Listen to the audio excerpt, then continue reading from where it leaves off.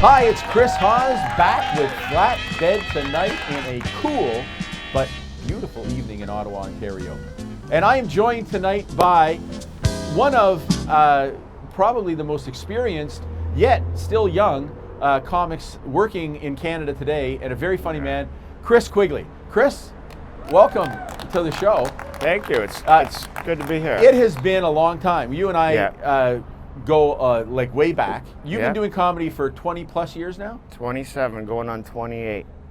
And you are like, you've been everywhere, right? You've traveled, you've done a lot of stuff. You've done TV, have you done any films?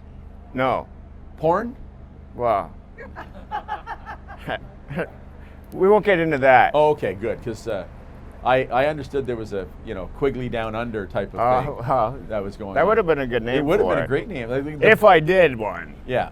So what are you up to? You're in Ottawa right now. I'm living here now. I'm living in Westboro, where there's no electricity at all, and so you have no electricity right now at all. Not at all. So what's that like? Now you just moved here too, right? So tell me about your place. Well, I mean, it's a great place, great location, great landlord. But yeah, now that the power's out, it's been out almost 2 days. It's cold. It's, well, not cold, but coolish and just pitch black. It sucks. I mean, it'd be ideal if I was storing potatoes. Yes. But I don't have any potatoes. Are you storing anything? Are there any stockpiles going on there? Well, I could grow mushrooms, So you've been traveling and like for years, and you played. There's been a lot of experiences that you had that have been weird and a bit odd. Like this, like being on a truck in the middle of Ottawa. Yeah. Well, I'd like to think that this is a highlight for you. Well, of course, it's a highlight, but it is weird. Yeah. Now, you've played with me and in the same Maybe club. You should try to say that differently. That's true. That is true. I'm fixing this sign because it wobbled here as we go. There we go. That's one of my pet peeves is the sign. We need to. Well, maybe you should fix it. I know. Well, this is the problem. I don't have. I don't know who. You don't have a budget to get some string to tie it together. Do you have any idea how much string is worth? It is crazy. And you know what? And especially the waxed string, which is even. It's what you need, but I can't afford it. Oh, okay.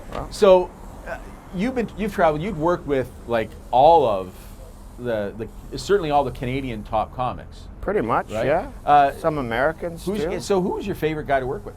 Derek Edwards. I mean, I don't work with him a lot because we're both headliners. Features, But he's by far my favorite comedian to this date. And certainly one of my all-time favorites. And if you haven't seen Derek Edwards, I highly recommend him. I also recommend Chris Quigley, by the way, who's very funny, and he's a little. I have this tendency. I want to do a line from your act, and I'm trying to hold myself back.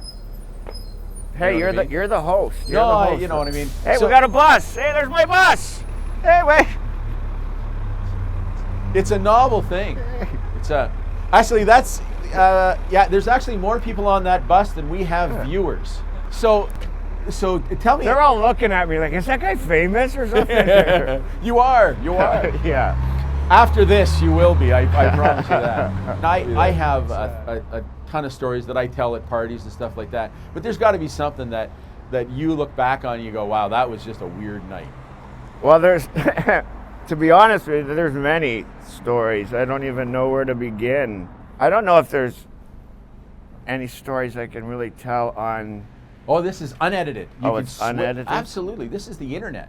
We can smoke, we can drink, we can do anything you want. Well, where are the beers then? Well, okay, we can't because we're on the city street. But when we do go to Oktoberfest, you can drink. Okay, yeah. So we're all right. Yeah, next week. Next week's Oktoberfest? Yeah, you picked the wrong week to be on the show. Yeah, wow. Also the wrong week to quit amphetamines. Yeah. I'm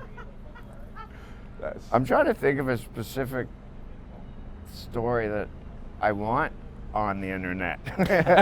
Well, that's the problem. You should know better as a comic than to censor yourself.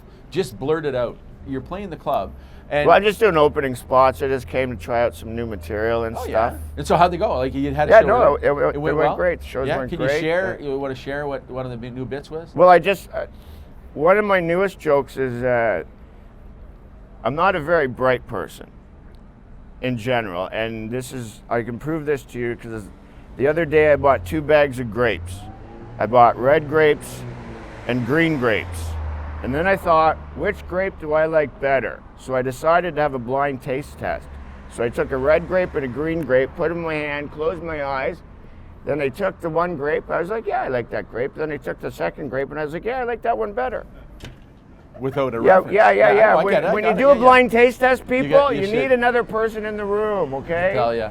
Yeah. You need another person. That's very crucial.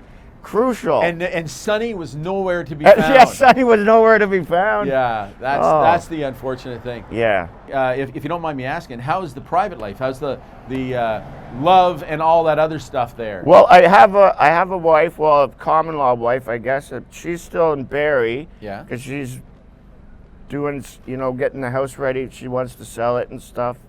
And I'm trying to convince her to come move here, but she's got kids, they're older kids and a grandson, so I guess I'm a step granddad. Which in itself is kind of scary.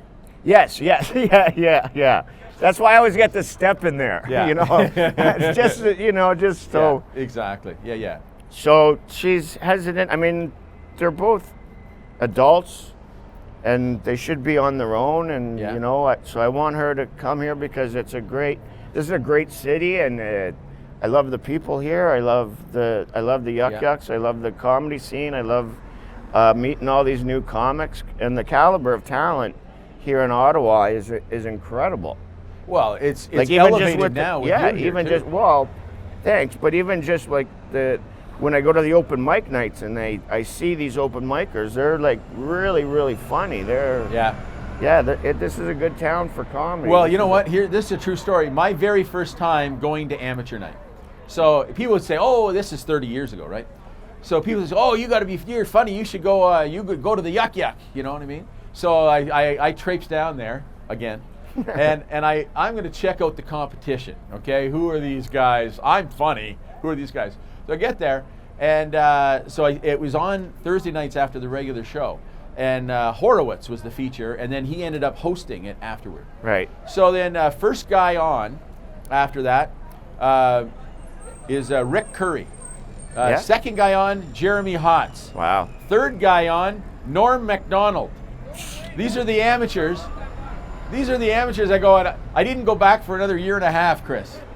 It was crazy. I was like, I gotta leave. This is, I'm nowhere in this caliber. And so Ottawa has historically had great talent. Oh yeah, but I find, and I tell comics this, not to, to try. Like I remember my first headline week in Toronto, I wanted all the top guys on before me because I wanted to work. I didn't want it to be an easy thing. I wanted to work for it. Well, and you know what? That is admirable. I always wanted it to be easy. Yeah. What? Listen, can you go on and bomb before me? Because I mean, I love working at it. I love, just don't be afraid of doing your thing. Well, this is the thing. You know what? That's the biggest crippler in comedy, is that one word is fear.